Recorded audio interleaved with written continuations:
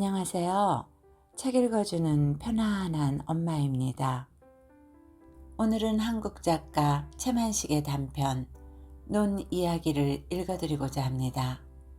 이 이야기는 8.15 광복 직후 군산 부근의 어느 농촌을 배경으로 주인공 한생원의 눈에 얽힌 삶을 통해 해방 이후 국가 농사정책에 대한 비판과 풍자를 그리고 있습니다.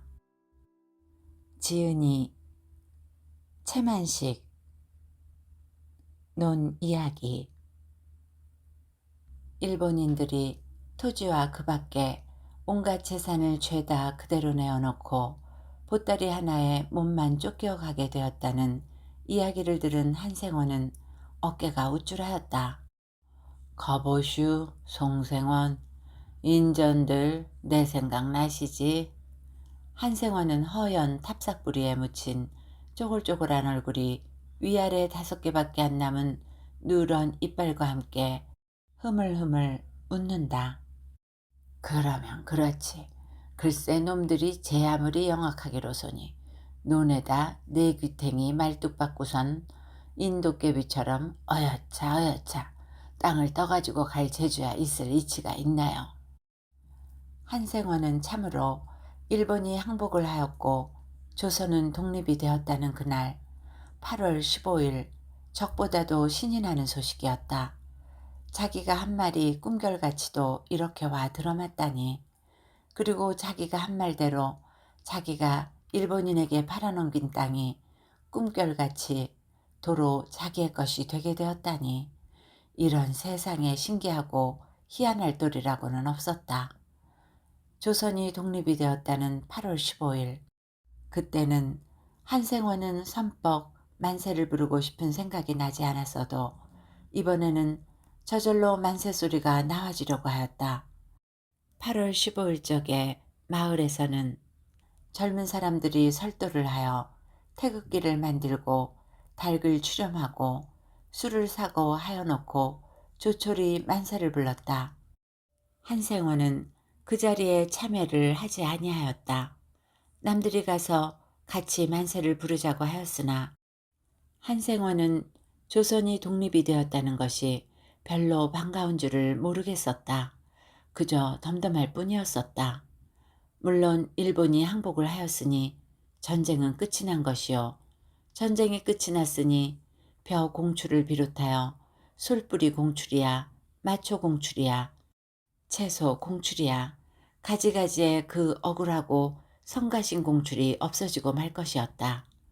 또 18살 박이 손잣놈 용길이가 징용에 뽑혀나갈 염려가 없을 터이었다.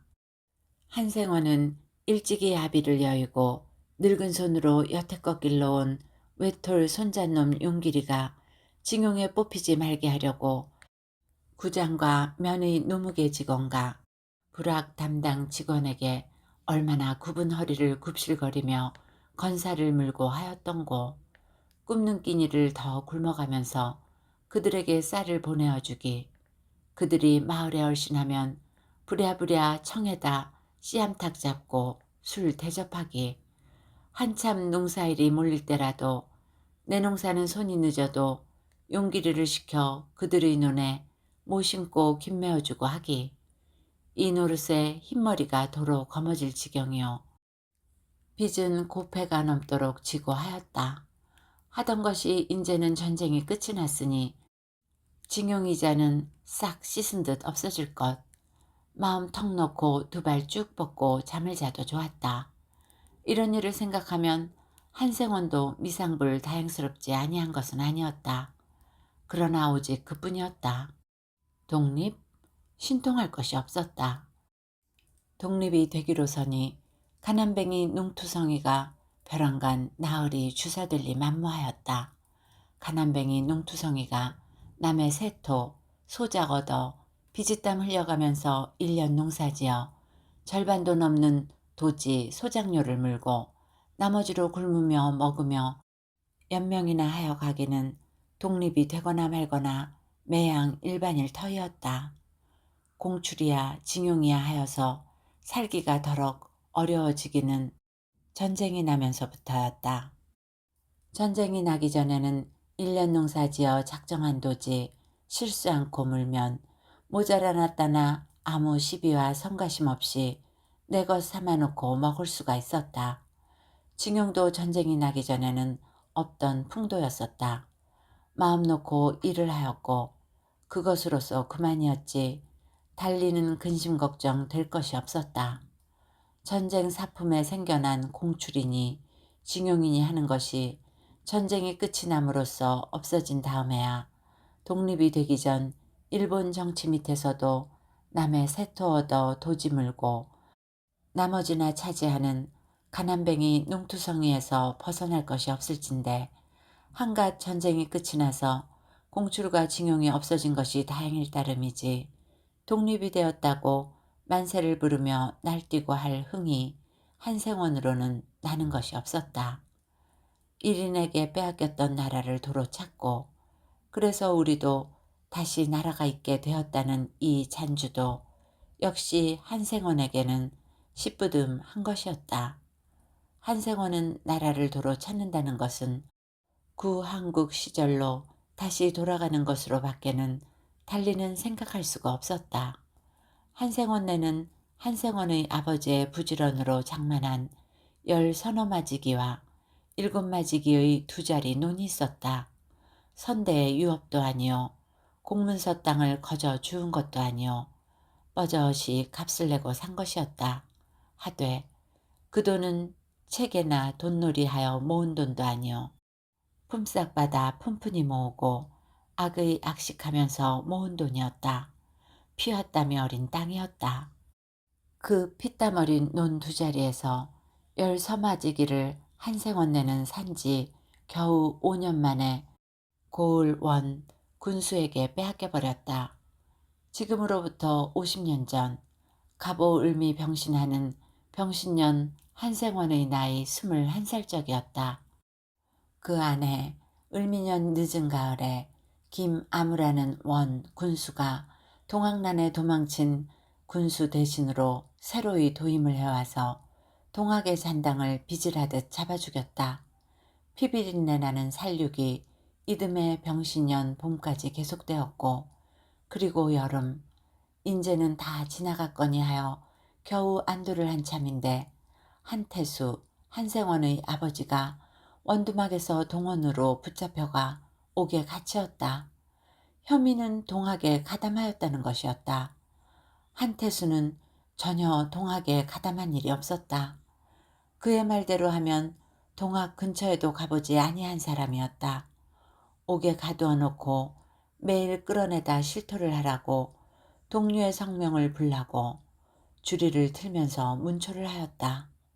60이 넘은 늙은 정강이가 살이 으깨어지고 뼈가 아스러졌다. 나중 가서야 어찌될 망정 당장의 아픔을 견디다 못하여 동학에 가담하였노라고 자복을 하였다. 입에서 나오는 대로 아는 사람의 이름을 불렀다. 불린 7사람이 잡혀 들어와 같은 문초를 받았다. 처음에는 늘 내 뻗었으나 원체의 아픔을 이기지 못하여 자복을 하였다. 남은 것은 처형을 하는 것뿐이었다. 하루는 이방이 한태수의 아내와 아들 한생원을 조용히 불렀다. 이방은 모자더러 좌우간 살려낼 도리를 하여야 않느냐고 하였다. 모자는 엎드려 빌면서 제발 이방님 덕택에 목숨만 살려지이다고 하였다. 꼭 한 가지 묘책이 있기는 있는데 그럼 내가 시키는 대로 할 테냐? 불속이라도 뛰어 들어가겠습니다. 논문서를 가져오너라. 사또께다 바쳐라. 논문서를요? 아까우냐? 가장이나 애비의 목숨보다 눈이 더 소중하냐? 그 땅이 다른 땅과도 달라서 정이 그렇게 아깝거든 그만두는 것이고. 논문서만 가져다 바치면 정녕 모면을 할까요? 아니 될 노릇을 시킬까? 그럼 이 길로 나가서 가지고 오겠습니다. 밤에 조용히 내아 관사로 오도록 하여라. 나도 와서 있을 테니. 그리고 네 눈이 두 자리가 있겄다. 네. 열 서마지기와 일곱 마지기. 네. 그 열 서마지기를 가지고 오너라. 열 서마지기를요? 아까우냐? 아깝거들랑 고만 두려무나. 그걸 바치고 나면 소인네는 논 겨우 일곱 마지기를 가지고 수다한 건솔에 살아갈 방도가. 당장 가장이나 애비의 목숨은 어디로 갔던지. 땅이야 다시 장만도 할 수가 있는 것이 아니냐? 모자는 서로 돌아보면서 말하였다. 바칩시다. 바치자. 사흘 만에 한태수는 놓여 나왔다. 다른 7명도 이방이 각기 사이에 들어 각기 얼마씩의 땅을 바치고 놓여 나왔다. 그 뒤 경술련에 일본이 조선을 합방하여 나라는 망하였다. 사람들이 나라 망한 것을 원통이 여길 때 한생원은 극한 놈의 나라 시원히 잘 망했지 하였다. 한생원 같은 사람으로는 나라란 백성에게 고통이지 하나도 고마운 것이 아니었다. 또 꼭 있어야 할 요긴한 것도 아니었다. 그런 나라라는 것을 도로 찾았다고 하여 선뻑 감격이 일지 아니한 것도 일변 의당한 노릇이라 할 것이었다. 논 20마지기에서 10마지기를 빼앗기고 나니 원통한 것도 원통한 것이지만 앞으로 일이 딱하였다. 논이나 겨우 7마지기를 가지고는 어림도 없었다. 할 일 없이 남의 세토를 얻어 그 보충을 하여야 하였다. 그러나 남의 세토는 도지를 물어야 하는 것이라 힘은 내 논을 지을 때와 마찬가지로 들면서도 가을에 가서 차지를 하기는 절반이 못 되는 것이었었다. 그렇지만 그렇다고 남의 세토를 소작 아니할 수는 없었다. 이리하여 한생언네는 나라 명색이 망하지 않고 내 나라 있을 적부터 가난한 소작농이었다. 경술련 나라가 망하고 36년 동안 일본의 다스림 밑에서도 같은 가난한 소작농이었다. 그리고 속담에 남의 불에 개잡기로 남의 덕에 나라를 도로 찾기는 하였다지만 한국 말년의 나라만을 여겨 그 나라가 오죽할 리였고 여전히 남의 세토나 지어먹는 가난한 소작농이기는 일반일 것이라고 한생원은 생각하던 것이었다. 일본이 항복을 하던 바로 전에 3, 4년에 공출이야 징용이야 하면서 벼랑간 군색함과 불안이 생겼던 것이지 그 밖에는 나라가 망하여 없어지고서 일본의 속국 백성으로 사는 것이 경술련 이전 나라가 있어서 조선 백성으로 살 적보다 별로 못한 것이 한생원에게는 없었다. 여전히 남의 세토를 지어 절반 이상이나 도지를 물고 그 나머지를 차지하는 가난한 소작이니요. 순사나 일인이나 면석이들의 교만과 압박보다 못할 것도 없거니와 더할 것도 없었다.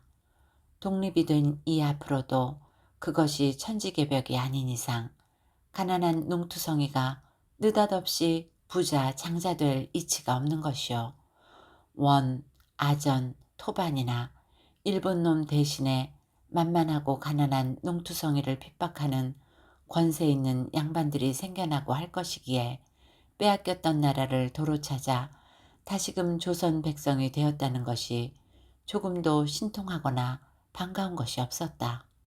원, 지금의 군수와 토반과 아전이 있어 토색질이나 하고 붙잡아다 때리기나 하고 교만이나 피우고 하되 세미는 국가의 이름으로 꼬박꼬박 받아가면서 백성은 죽어야 모른 채를 하고 하는 나라의 백성으로도 살아보았다.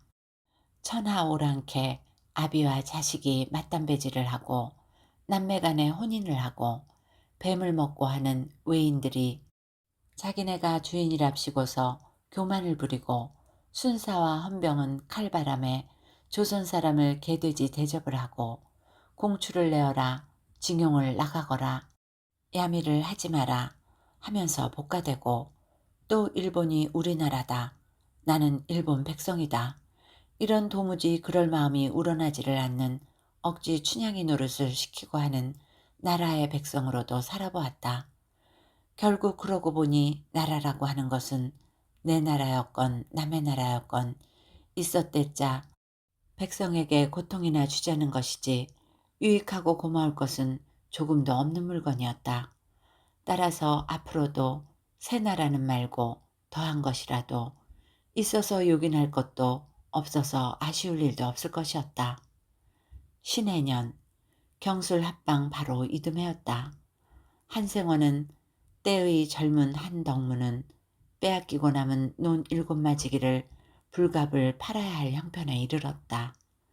7, 8명이나 되는 권솔인데 내 논 7마지기에다 남의 논이나 몇 마지기를 소작하여 가지고는 여간한 규모와 악의 악식이 아니고서는 도저히 현상 유지를 하기가 어려웠다. 한생원 한덕무는 그 부친과는 달라 살림 규모가 없었다. 사람이 좀 허황하고 해픈 편이었다.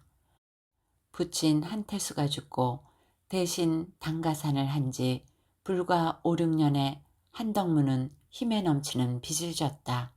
이 빚은 단순히 살림에 보태노라고만 진 빚은 아니었다. 한덕무는 허황하고 해픈 값을 하노라고 술과 노름을 쓸쓸히 좋아하였다. 1년 농사를 지어야 1년 가게가 번이 모자라는데 거기다 술을 먹고 노름을 하니 늘어가느니 빚밖에는 있을 것이 없었다. 빚은 갚아야 되었다. 팔 것이라고는 논 7마지기 그것뿐이었다. 한덕문이 빚을 이리 틀어막고 저리 틀어막고 오늘로 밀고 내일로 밀고 하여오던 끝에 마침내는 더 꼼짝을 한 도리가 없어 논을 팔기로 작정을 했을 무렵에 그러자 용말 사는 일본인 길천이가 우쇠로 바짝 땅을 많이 사들인다는 소문이 들렸다. 그리고 값으로 말하여도 썩 좋은 상담이면 한마지기에 20냥으로 20단냥까지 내고 아주 박토라도 10냥 안짝은 없다고 하였다.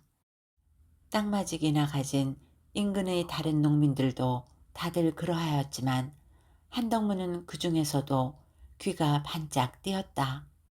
시세의 갑절이었다. 고래 실론으로 개똥뱀이 상지 상답이라야 한마지기에 10냥으로 12원냥이고 땅 나쁜 것은 기지개 켜야 단냥이었다. 팔자. 한덕무는 작정을 하였다. 7마지기 논이 상지 상답은 못 되어도 상답은 되니 잘하면 10냥은 받을 것, 10냥이면 27, 14, 100, 40냥.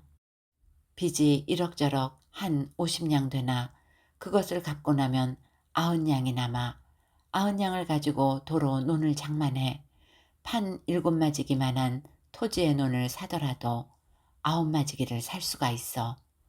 결국 논 한 번 팔고 사고 하는 노름에 빚 50냥 거저갖고도 논은 2마지기가 늘어 9마지기가 생기는 판이 아니냐. 이런 어수룩한 노름을 아니 하잘머리가 없는 것이었었다. 양치는 이미 다 없은 때요. 한덕문 그가 대주였으므로 혼자서 일을 결단하여도 간섭을 받을 일은 없었다. 고구머리의 어느 날 한덕문은 맨발 집신 풀상투에 삿가쓰고 곰방대 물고 마을에서 심리상거의 용말 출입을 나갔다. 1인 길천이가 적실히 그렇게 후한값으로 논을 사는지 진가를 알아보고자 함이었다. 금강 어귀의 항구 군산에서 시작되어 동북 한 방으로 인파읍을 지나 용말로 나온 한 길이 용말 동쪽 변두리에서 솜리로 가는 길과 황등장터로 가는 길의 두 갈래길로 갈리는 그 사태가 전주집이라는 주모가 업을 하고 있는 주막이 오독하니 홀로 놓여 있었다. 한덕무는 전주집과는 생소치 아니한 사이였다. 마당이자 바로 한 길인 그 마당 앞에 섰는 한 그루의 실버들이 한창 푸르른 전주집 내 주막. 살진 봄볕이 드리운 마루에 나란히 걸터앉아 세상 물정 이야기, 피차간 살아가는 이야기, 훨씬 한담을 하던 끝에 한덕문이 지난 말처럼 넌지시 물었다. 참, 저 1인 길천이가 요새 땅을 많이 산다고? 많을 게 아니라 그 녀석이 아마 이 근처 일판을 땅이라고 생긴 건 깡그리 쓸어 사자는 베푼가 봅디다. 햇소문은 아니로구먼. 달리 큰 배포가 있던지 그렇지 않으면 그 녀석이 발광을 했던지. 한서방 어른도 속내하는 배 이 근처 논이 물 걱정 가문 걱정 없고 한마지기에 넋서문 먹는 논이라야 열량이 산값 아니우. 그런 걸 글쎄 녀석은 스무냥 스물 된냥을 퍼주고 사는구랴. 제마석도 못 먹는 자갈바탕의 박토라도 논명색이면 열량 안짝 재피는 건 없고. 하긴 값이나 그렇게 월등히 많이 내야 일인한테 논을 팔지. 그렇잖고서야 누가. 젠장, 나도 진작에 논이나 신육만 생긴 거라도 몇 섬지기 장만해 두었더라면 이런 판에 큰 횡재를 했지. 그래, 많이들 와 파나? 대가를 싸고 덤벼 든답디다. 한서방 어런도 논 좀 파시구랴. 이런 때 안 팔고 언제 파루? 반론이 있나? 이유와 조건의 어떠함을 물러나고 농민이 논을 판다는 것은 남의 앞에 심히 떳떳스럽지 못한 일이었다. 번히 내일 모레면 다 알게 될 값이라도 되도록 그런 기색을 숨기려고 드는 것이 통정이었다. 뚜벅뚜벅 말굽소리가 나더니 말탄 길천이가 주막 앞을 지난다. 언제나 그러하듯이 깜장 돛박 모자에 깜장 복장을 입고 깜장 목 깊은 구두를 신고 허리에는 육혈포를 차고 하였다. 한덕문은 길에서 몇 차례 본 적이 있어 그가 길천인 줄을 안다. 어디 갔다 와요? 전주집이 웃으면서 아른 체를 하는 것을 길천은 웃지도 않으면서 응, 저기 우리 나쁜 사람이 자발이 갔다 왔소. 길천의 차인꾼이요 통역꾼이기도 한 백남수리가 밧줄로 결박을 지은 촌 젊은 사람 하나를 앞장세우고 뒤미쳐 나타났다. 죄수는 상투가 부러지고 발기발기 찢긴 옷과 면상으로 피가 묻고 한 것으로 보아 한바탕 늘씬 두들겨 맞은 것이 역력했다.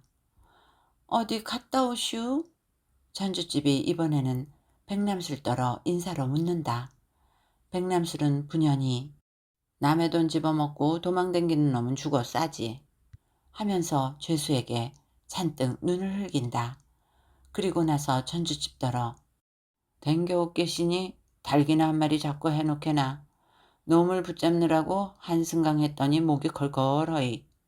그러느라고 잠깐 한눈을 파는 순간이었다. 죄수가 밧줄 한 끝 붙잡힌 것을 획 뿌리치면서 몸을 날려 쏜살같이 오던 길로 내뺀다. 어? 백남순이 병신처럼 놀라다 이내 죄수의 뒤를 쫓는다. 길천의 탄말이 두 앞발을 번쩍 들어 머리를 돌리면서 땅을 차고 달린다. 그러면서 길천의 손에서 육혈포가 땅, 풀썩, 연기가 나면서 재우쳐 땅. 죄수는 그러나 첫 한 발에 그대로 길바닥에 가 동그라진다. 같은 순간 버선발로 뛰어내려간 전주집이 에구머니 비명을 지른다. 죄수는 백남술에게 박승 한 끝을 다시 붙잡혀 일어난다. 길천은 피스톨 사격의 명의는 아니었었다. 1인에게 빚을 쓰는 것을 외채라고 하는데 이 젊은 친구는 외채를 쓰고서 갚지 아니하고 몸을 피해 다니다가 붙잡힌 사람이었다. 길천은 백남수리가 이 사람은 논이 몇 마지기가 있어 하고 조사보고를 하면 서슴지 아니하고 외채를 주곤 한다. 이자도 항용 체계나 장변보다 헐하였다. 빚을 주는 데는 물은 것 같아도 받는 데는 무서웠다. 기한이 지나기를 기다려 채무자를 제 집으로 데려다 감금을 하고 사형으로서 빚 채근을 하였다. 여기서의 사형은 개인적으로 주는 형벌을 말합니다. 부영이나 처자가 돈을 가지고 와서 빚을 갚는 날까지 감금과 사형을 늦추지 아니하였다. 논문서를 가지고 오는 자리는 우대를 하였다. 이자를 탕감하고 본전만 쳐서 논으로 받는 것이었다. 논이 있는 사람은 돈을 두어두고도 즐겨 논으로 갚고 하였다. 한덕문은 다시 끌려가고 있는 죄수의 뒷모양을 우두커니 바라다 보면서 젠장 양반 호랑이도 지질한데 우한중에 외놈 호랭이까지 들어와서 이등살이니 갈수록 죽어나는 건 만만한 백성뿐이로구나.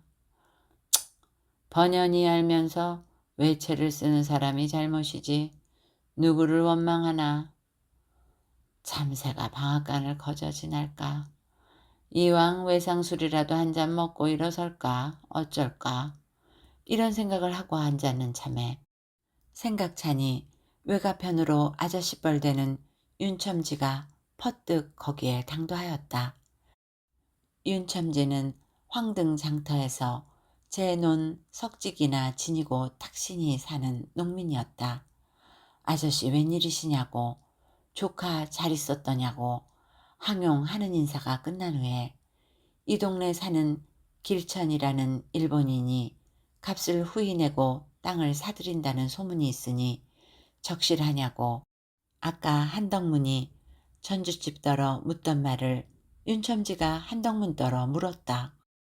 그렇단다는 한덕문의 대답에 윤첨지는 이윽히 생각을 하고 있더니 혼잣말같이 그럼 나도 이왕 골한테나 팔아야 하겠군 하더니 한덕문더러 황등이까지 가서도 살까?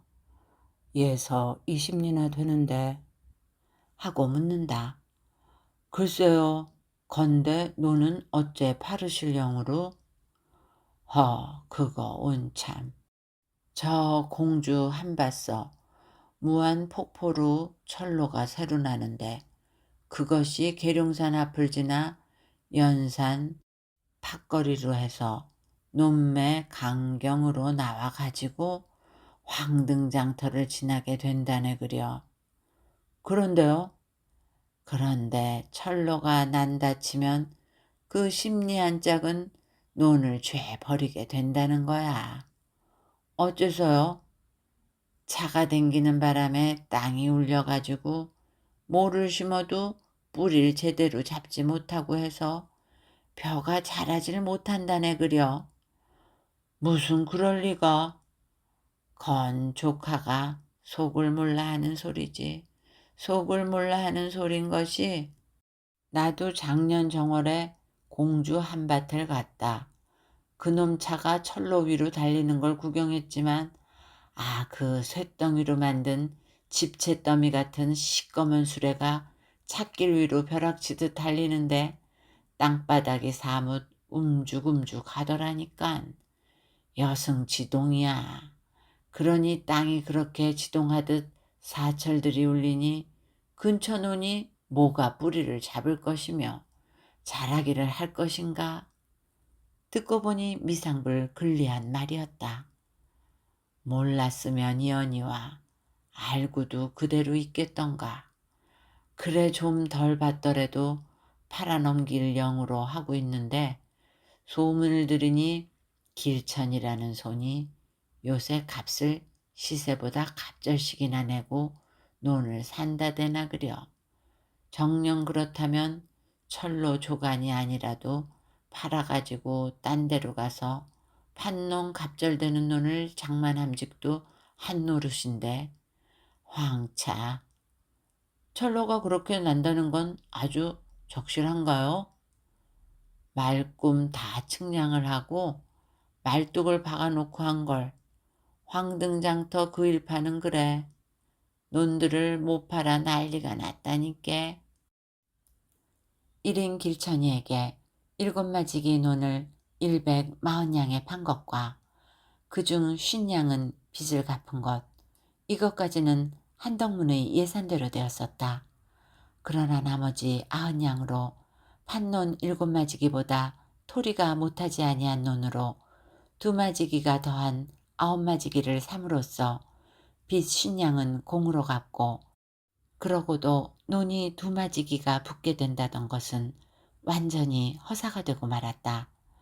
아무도 한덕문에게 상답 1마지기를 10량씩에 팔려는 사람은 없었다. 이왕 1인 길천에게 팔면 그 갑절 20냥씩을 받는 거로 말이었다. 필경 돈 90냥은 한덕문의 수중에서 한 반년 동안 구르는 동안 스실사실 다 없어지고 말았다. 이리하여 한덕문은 논 7마지기로 겨우 빚 50냥을 갚고는 아무것도 남은 것이 없어 손 싹싹 털고 나선 셈이었다. 친구가 있어 한덕문을 책하면서 물었다. 어쩌자고 논을 판단 말인가? 인제 두고 보게나. 뭘 두고 보아? 일인들이 다 쫓겨가면 그 땅 도로 내 것 되지 갈 데 있던가. 쫓겨날 놈이 논을 사겠나? 저희 놈들이 천지운수를 안다든가. 자네는 아나. 두고 보래도 그래. 한덕문은 혼자 속으로는 어불싸 논이래야 단지 그것뿐인 것을 팔고서 이제는 송곳 꽂을 땅도 없으니 이 노릇을 어찌한단 말이냐고 심히 후회하여 맞이 아니하였다. 그러면서도 남더러는 그렇게 배포 있는 장담을 탕탕하였다. 한덕문은 장차에 1인들이 쫓겨 가리라는 것을 확언할 아무런 근거도 가진 것이 없었다. 따라서 자신도 없었다. 오직 그는 논을 판 명예롭지 못함과 어리석음을 싸기 위하여 그런 휘떠운 소리를 한 것일 따름이었다. 한덕문은 1인들이 다 쫓겨가면 그 논이 도로 제 것이 될 터이래서 논을 팔았다고 한다더라. 이 소문이 한 입두입 퍼지자 듣는 사람마다 그의 휘떠움을 혹은 실없음을 웃었다. 하는 양을 보느라고 우정. 자네 논 팔았다면서. 한다치면 팔았지. 어째서? 돈이 좀 아쉬워서. 돈이 아쉽다고 논을 팔아서 어떡하자고. 1인들이 다 쫓겨가면 그 논 도로 내 것 되지 갈 데 있나. 1인들이 쫓겨간다든가? 그럼 100년 살까. 또 누구는 수작을 바꿔 1인들이 쫓겨간다지 한다치면 그럼 언제쯤 쫓겨가는구. 건 쫓겨가는 때 보아야 알지. 에구 요 맹추야 요 허풍선이야. 우리나라 상감님을 쫓아내고 저희가 왕노릇을 하는데 쫓겨가. 자넨 그럼 1인들이 안 쫓겨가고 영영 그대로 있으면 좋을 건 무언가. 좋기로 할 말이야 일러 뭘 하겠나만 우리 좋고픈 대로 세상 일이 돼준다던가. 그래도 인제 내 말을 잃을 때가 오느니 괜히 논 팔고선 할 말 없거들랑 국으로 잠자코 가만히나 있어요. 채, 내 논 내가 팔아먹는데 죄 될 일 있나? 걸 누가 죄라니? 길천이한테 논 팔아먹은 놈이 한덕문이 하나뿐인감. 누가 논 판 걸 나무래. 했던 장담을 하니까 그러는 거지. 했던 장담인지 아닌지 두고 보란 말이야.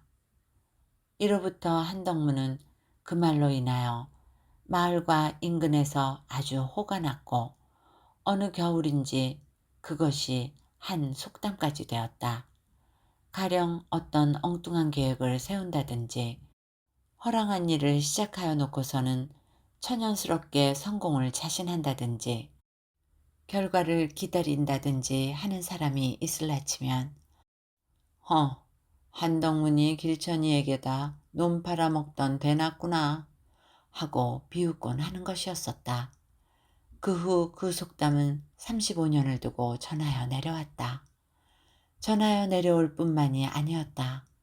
일본 제국주의 조선에 있어서의 집안이 해가 갈수록 완고한 것이 되어감을 따라 더욱이 만주사변 때부터 시작하여 중일전쟁을 거쳐 태평양 전쟁으로 일이 거창하게 벌어진 결과 전쟁 수단으로서 조선의 가치는 안으로 밖으로 적극적으로 소극적으로 나날이 더 커감을 쫓아 일본이 조선에다 박은 뿌리는 깊이 더욱 뻗어 들어가고 가지와 잎은 더욱 무성하여서 일본이 조선으로부터 둘러간다는 것은 독립과 한 가지로 나날이 더 잠꼬대 같은 생각이던 것처럼 되어버려 감을 따라 그래서 한덕문의 장담하던 일인들이 다 쫓겨가면 이 말이 해가 가고 날이 갈수록 속절없이 무색하여 감을 따라 그와 반비례하여 그 말의 속담으로서의 가치와 효과만이 멸하지 않고 찬란히 빛을 내었다. 바로 8월 14일까지도 그러하였다. 8월 14일까지도 한덕문이 길천이한테 논 팔아먹던 데났구나 는 당당히 행세를 하였었다. 그랬던 것이 8월 15일에 일본이 항복을 하고 조선은 독립, 실상은 우선 독립이 되고 하였다. 그러고 며칠 아니하여 일인들이 토지와 그 밖 온갖 재산을 죄다 그대로 내어놓고 보따리 하나에 몸만 쫓겨 가게 되었다는 데까지 이르렀다. 한생원 한덕문의 일인들이 다 쫓겨가면 는 이리하여 부득불 빛이 환하여지고 반대로 한덕문이 길천이한테 논 팔아먹던 데났구나 는 그만 얼굴이 벌게서 납작하고 말 수밖에 없었다. 여보슈 송생원. 한생원이 허연 탑삭부리에 묻힌 쪼글쪼글한 얼굴이 위아래 5대밖에 안 남은 누런 이빨과 함께 흐물흐물 자꾸만 웃어지는 웃음을 언제까지고 거두지 못하면서 그러나 벼랑간 송생원의 팔을 잡아 흔들면서 아주 긴하게 우리 독립만세 한번 부르실까? 넘 다 부르고 난다음에 건불러 무얼 허우? 송생원은 한생원과 달라 길천이한테 팔아먹은 눈도 없으려니와 따라서 일인들이 쫓겨가더라도 도로 찾을 눈도 없었다. 송생원, 접대 마을에서 만세를 부를제 나가 부르셨던가? 난 그날 허리가 아파 꼼짝 못하고 누웠었는걸. 나도 그날 고만 못 불렀어. 아따 못 불렀으면 못 불렀지. 늙은 것들이 만세 좀 많이 불렀기로 귀영살이 보내겠수. 난 그래도 좀 섭섭해 그랬쥬. 그럼 송생원 우리 술 한잔 자실까? 술이나 한잔 사주신다면 주막으로 나갑시다. 두 늙은이가 지팡이를 짚고 마을에 단 한 집밖에 없는 주막으로 나갔다. 애구머니 독립도 되고 볼 거야. 영감님들이 술을 다 자시러 오시고 20년이나 여기서 주막을 하노라고 인제는 중늙은이가 된 주모 판쇠네가 손님을 환영이라기보다 답북 걱정스러워한다. 미리서 외상인 줄이나 알고 술 좀 주게나.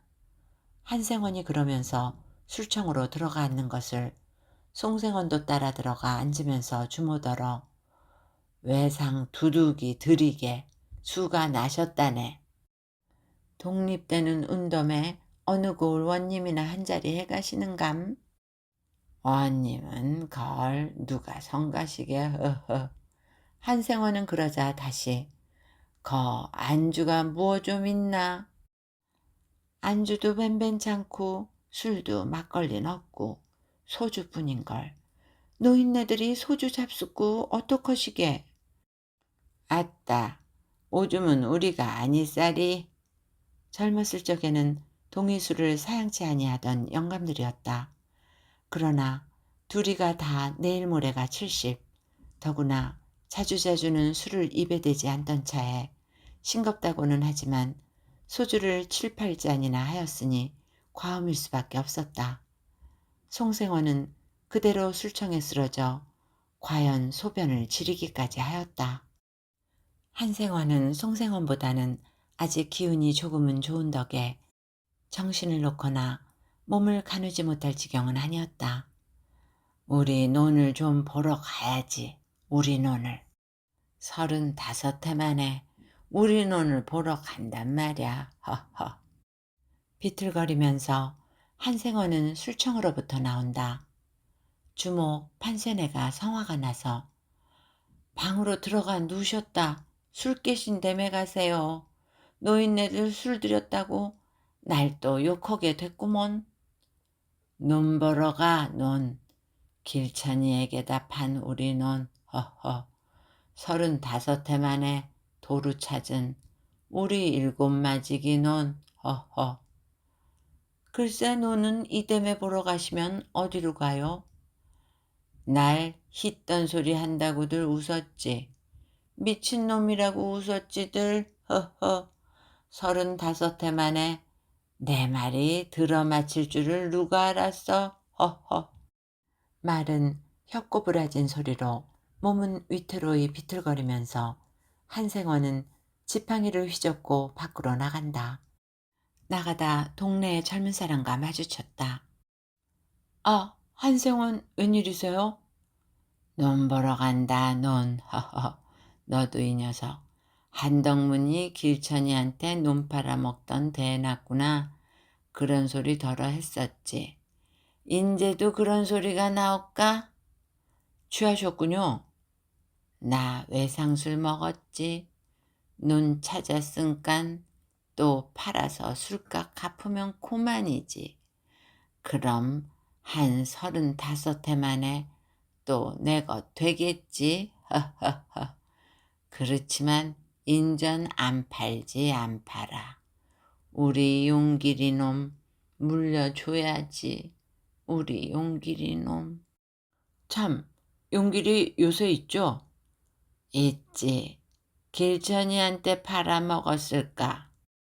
저 읍내 사는 영남이가 산판 하나를 사서 벌목을 하는데 이 동네 사람들 들어와 낭구 베어주고 그 대신 우죽 가져가라고 하니 용길이도 며칠 보내서 뗄나무나 좀 장만하시죠. 걸 누가 논을 도루 찾았는데 논만 찾으면 뗄나무는 없어도 사시나요? 논도 없어도 35해나 살지 않았느냐? 허허 참 그러지 마시고 며칠 보내세요. 어서 다 비워버려야 할 텐데 도무지 사람을 못 구해 그러니 절더러 부디 그럭하도록 서둘러 달라고. 영남이가 여간만 부탁을 했어야죠. 아 바로 동네서 가찾겠다. 저 나르기 수월하고. 요 위 가재골 있는 길천농장 맷갓이래요. 뭐? 한생원은 벼랑간 정신이 번쩍 나면서 대어든다. 가재골 있는 길천농장 맷갓이라고? 네. 내라니 그 맷갓이 가만히 있자. 아니 그 맷갓이 뉘엣갓이길래. 길천농장 맷갓 아니에요? 그걸 영남이가 1인들이 이번에 거덜이 나는 바람에 농장 살림 감독하던 강서방한테 샀대요. 하, 이런 도적 놈들, 이런 천하 불안당 놈들. 그래, 지금도 벌목을 하고 있더냐? 오늘부터 시작했다나 봐요. 하, 이런 천하, 날 불안당 놈들이. 한생원은 천방지축으로 가재골을 향하여 비틀걸음을 한다. 솔은 잘 자라지 않고 개가 나여 밭을 만들자 하니 힘이 붙이고 하여 이름만 맷갓이지 있으나마나 한 맷갓 한 자리가 있었다. 한 3,000평 될까 말까. 그다지 크지도 못한 것이었었다. 이 맷갓을 한생원은 길천이에게다 논을 팔던 이듬해인지 그 이듬해인지 돈이 아쉽고 한판에 또한 어수룩히 비싼 값으로 팔아넘겼었다. 길천은 그 맷갓에다 낙엽송을 심어 30여 년이 지난 지금 와서는 아주 한다하는 살림이 되었었다. 늙은이의 총기요 눈을 도로 찾게 되었다는 것에만 정신이 팔려 깜빡 맷갓 생각은 미처 아직 못하였던 모양이었다. 마침 전신죽감의 쪽쪽 곧은 낙엽송이 총총 들이섰다. 배기에 아까워 보이는 나무였다. 한 서너 시나가 한편에서부터 깡그리 베어 눕히고 일변 우죽을 치고 한다. 이놈, 이 불안당 놈들, 이 맷갓 벌목한다는 놈이 어떤 놈이냐? 비틀거리면서 고함을 치고 쫓아오는 한생원을 사람들은 영문을 몰라 일하던 손을 멈추고 뻔히 바라다보고 섰다. 이놈, 너로구나. 한생원은 영남이라는 읍내 사람 벌목주인 앞으로 달려들면서 한 대 갈길 듯 지팡이를 둘러맨다. 명색이 읍사람이라서 촌 눈투성이에게 무단히 해거를 당하면서 공수하거나 늙은이 대접을 하려고는 않는다. 아니 이 늙은이가 환장을 했나? 왜 그러는 거야 왜? 이놈, 네가 왜 이 맷갓을 손을 대느냐? 무슨 상관이요? 어째 이놈아 상관이 없느냐? 네 맷갓이길래? 내 맷갓이다. 한동문이 맷갓이다 이놈아. 허허 내 별꼴 다 보네.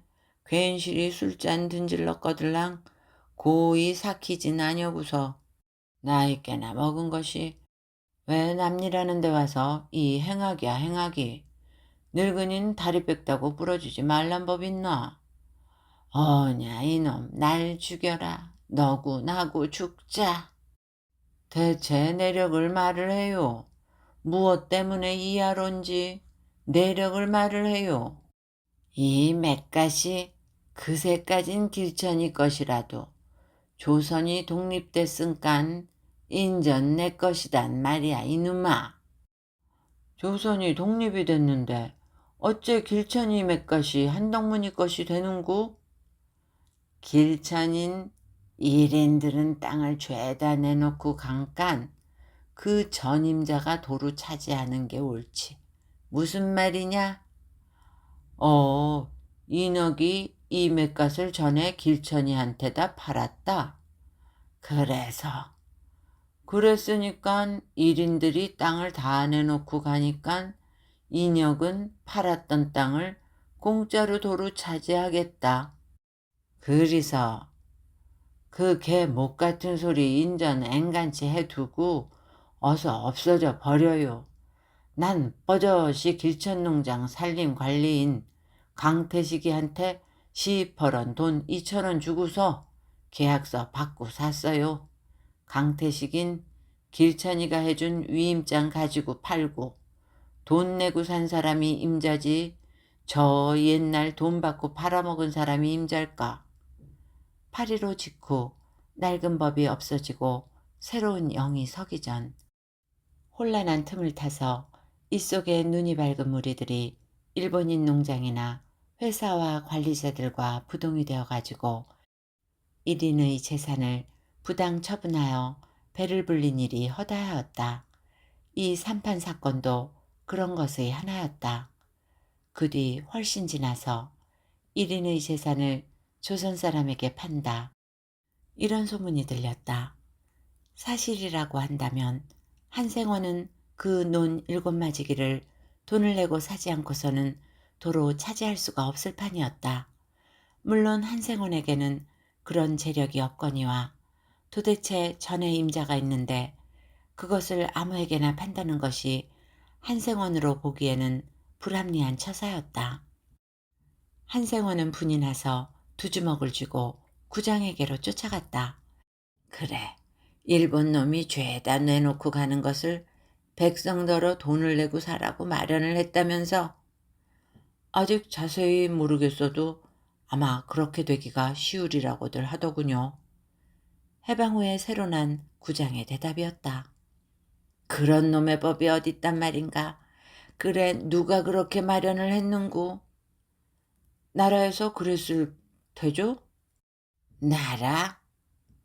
우리 조선나라요. 나라가 다 무언 말라 비틀어진 거야.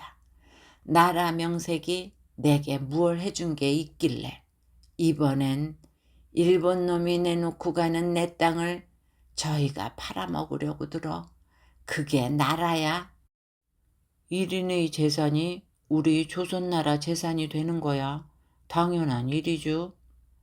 당연? 그렇죠. 가만둬두면 저절로 백성의 것이 될걸. 나라 명색은 가만히 앉았다 어디서 툭 튀어나와가지고 걸 뺏어서 팔아먹어. 그따위 행사가 어딨다든가. 한생원은 그 논이랑 맷갓이랑 길천이한테 돈을 받고 파셨으니깐 임자로 말하면 길천이지 한생원인가요? 암만 팔았어도 길천이가 내놓고 쫓겨갔은깐 도루 내 것이 돼야 옳지. 무슨 말이야. 걸 무슨 탁에 나라가 뺏을 영으로 들어. 한생원한테 뺏는 게 아니라 길천이한테 뺏는 거랍니다. 둘러다 대긴 잘들 허이. 공동묘지 가보게나 핑계 없는 무덤 있던가. 저 병신년에 원놈 군수 김가가 우리 눈 열쏘맞이기 뺏을 째도 핑계는 다 있었더라네. 좌우간 아직 그렇게 지레 염려하실 게 아니라 기다리고 있노라면 나라에서 억울치 않도록 처단을 하겠죠. 이럽네. 난 오늘 버텀 도루 나라 없는 백성이네. 제길 36년도 나라 없이 살아왔으려드냐. 아니 글씨 나라가 있으면 백성한테 무얼 좀 고마운 노릇을 해주어야 백성도 나라를 믿고 나라에다 마음을 붙이고 살지. 독립이 됐다면서 고작 그래. 백성이 차지할 땅 뺏어서 팔아먹는 게 나라 명색이여? 그러고는 털고 일어서면서 혼잣말로 독립했다고 했을째 내 만세 안 부르기 잘했지. 이야기는 여기까지입니다. 나라가 있으면 백성한테 무얼 좀 고마운 노릇을 해주어야 백성도 나라를 믿고 나라에다 마음을 붙이고 산다는 말이 먹먹한 울림으로 다가옵니다. 어떻게 들으셨는지요? 좋은 시간이 되었기를 바라며 오늘도 행복하세요.